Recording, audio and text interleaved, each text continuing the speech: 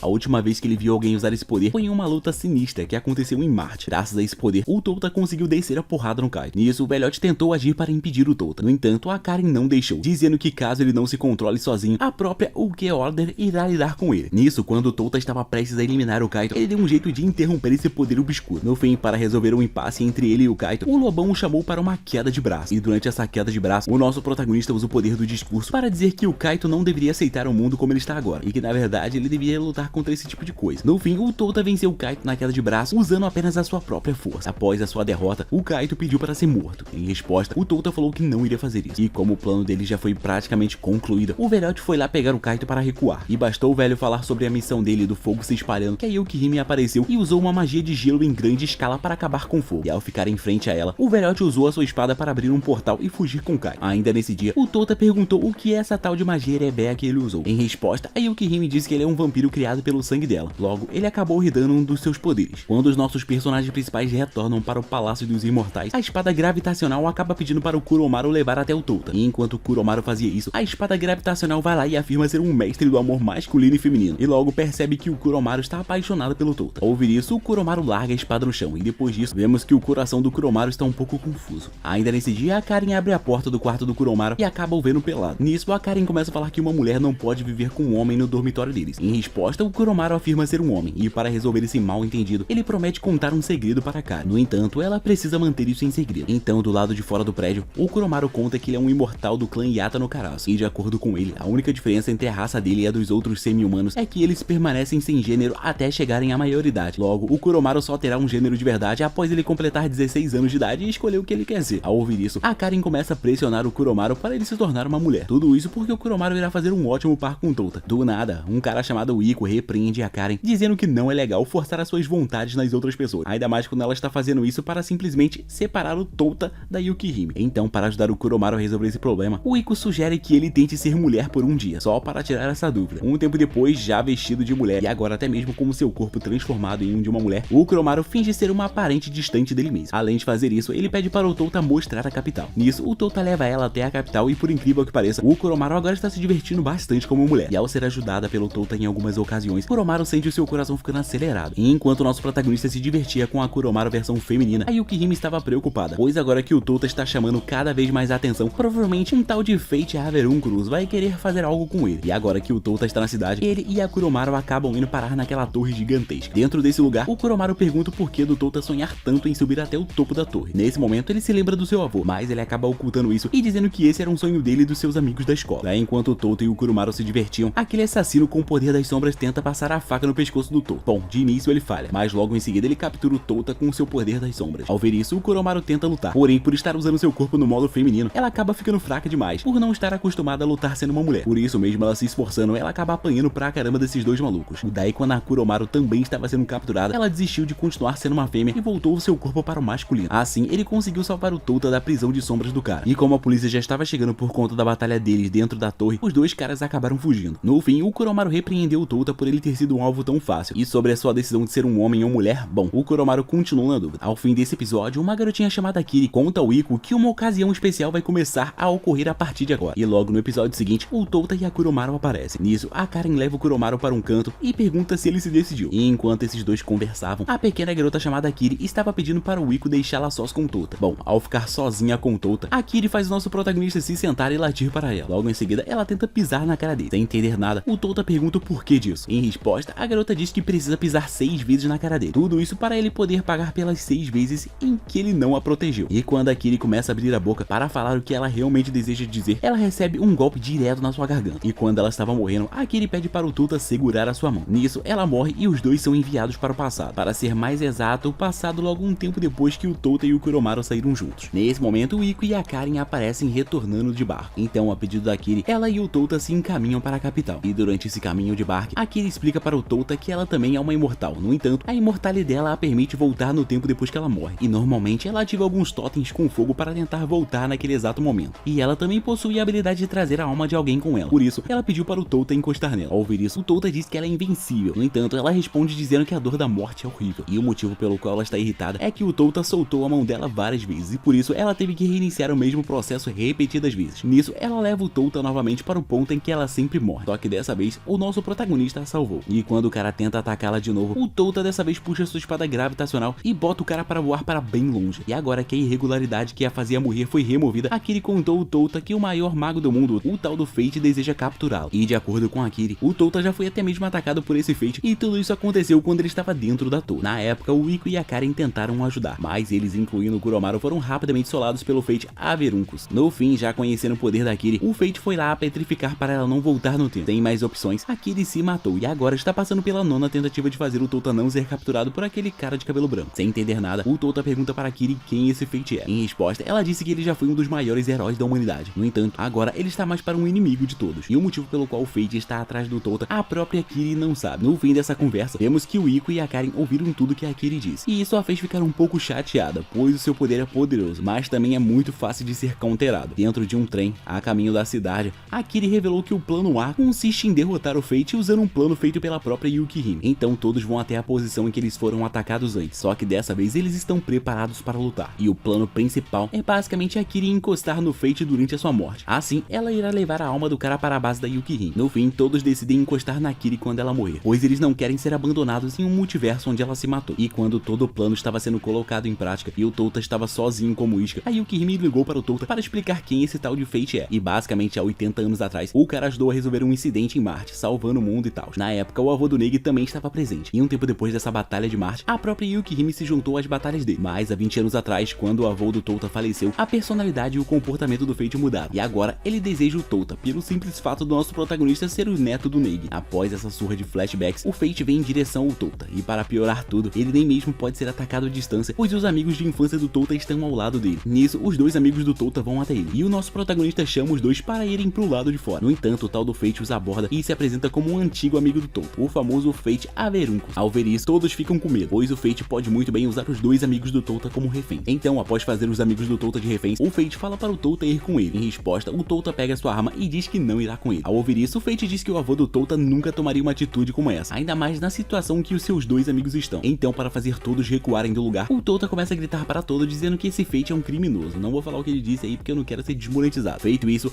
a Karen tenta atacar o Fate pelas costas e, diferente das últimas vezes, ela desviou do ataque dele e jogou os amigos do Touta para longe. Nesse momento, o Touta também foi para cima do Fate e rapidamente o cara segurou o ataque dos dois, tudo isso com um sorriso no rosto. Em resposta, o Touta colocou sua espada para pesar logo 500 mil vezes mais, e isso fez a defesa do Fate se romper. Nesse mesmo momento, a empregada do Fate olhou para ele, e isso deu ao Ico a chance de tirá-la de cima dele. Olha lá, hein? Olha lá onde a empregada tava. Feito isso, o cara ligou um mega raio que vem lá do espaço, na direção do Fate, e mesmo esse raio sendo insanamente poderoso, o Fate deu um jeito de segurar esse ataque. No fim, eles tentaram colocar o plano da Kiri em ação, colocando ela para morrer encostando no Fate. Porém, no momento em que ela encostou nele, o cara simplesmente a petrificou. Então, como o plano deles falhou, a única opção deles é fugir. No entanto, como o Fate foi sincero com o Touta, dizendo que segurar tantos golpes consumiu um pouco da sua energia, o nosso protagonista decidiu enfrentar, pois se ele era um amigo do seu avô, com certeza ele não deve ser uma pessoa ruim. Então, ao mesmo tempo que o Touta foi o enfrentar, todos os seus amigos acabaram ficando de frente com inimigos do mesmo nível que eles. E enquanto isso, um tipo de contagem regressiva estava se iniciando na mão da Kiri. E logo ao lado disso, o Touta estava tentando usar o seu passo veloz contra o Fate. No entanto, mesmo o cara sendo o mago mais forte, ele também é muito poderoso nas artes marciais. Após desviar do Touta, o Fate o ataca com inúmeras adagas. E mesmo que o Touta tenha se defendido e recebido vários ataques, ele obviamente só sobreviveu por conta da sua imortalidade. Então, numa tentativa de fazer algo contra o Fate, o Touta começou a atacar o cara deixando a sua espada mais leve e logo em seguida deixando o mais pesado possível. Fazendo isso, o Touta consegue até mesmo dar uma simples arranhada no Fate. E enquanto o nosso protagonista se esforçava, a Karin ligou para ele e o avisou da contagem regressiva no pulso da Kiri. Ao ouvir isso, o Touta chegou à conclusão de que a Kiri ainda não havia desistido dele. Então, ele começou a levar o Fate em direção a Karin. E no fim, quando aquela contagem regressiva acabou, a petrificação da Kiri foi desfeita. E nesse exato momento, o Touta junto dos seus companheiros encostaram nela. E o melhor de tudo foi que o Fate estava segurando na cabeça do Touta. Por isso, ele foi levado exatamente para o local planejado, que no caso é o subterrâneo da base da Yukihime. E junto com ele estavam os nossos personagens principais, incluindo a própria Yukihime. Ao se ver nesse lugar, o Fate até pensa em lutar. No entanto, mesmo que ele não envelheça, ele não é um imortal. Por isso, ele acaba assumindo a derrota. Em troca da sua liberdade, o Fate decidiu responder uma pergunta de cada uma das pessoas presentes nesse lugar. Nisso, o primeiro a fazer a pergunta foi o Ikki. Ele perguntou por que do Fate querer tanto pegar o Touta. Em resposta, o cara disse precisar dele para salvar o Neji, pois se ele conseguir salvar o avô do Touta, basicamente ele vai estar salvando as 12 bilhões de pessoas que vivem sob esse sistema solar. E a segunda a fazer a pergunta foi a Karin. E ela perguntou quem o Neji mais amava, se era ele ou a Yukihime. Em resposta, o Fate disse que a Yukihime era apaixonada pelo Neji, e evitando entrar muito fundo nesse assunto para não arrumar briga, ele apenas disse que o Neji era muito popular. Logo em seguida, o Kuromaru perguntou se o Fate precisa do Touta tão urgentemente. Em resposta, ele disse que o mundo estará em perigo daqui a 20 anos, então ele não precisa do Touta agora. No fim, o Touta perguntou se foi ele, o Fate, quem matou os pais dele. Em resposta, o Fate disse que sim. Nisso, o Touta se irritou e já ativou seus poderes no talo para deitar o Fate na porrada. No entanto, um círculo mágico se ativa nas costas do Touta e uma projeção do tal do avô do garoto aparece. E enquanto o cara se comunicava com todos por algum motivo, a Yukihime mandou o Kuromaru cortar essa comunicação. No fim, isso foi feito e a única coisa que ele pôde dizer ao Touta foi que o Fate não está errado. Depois que tudo isso foi resolvido, a Kiri ficou bastante chateada por ter ido de base 9 vezes para no fim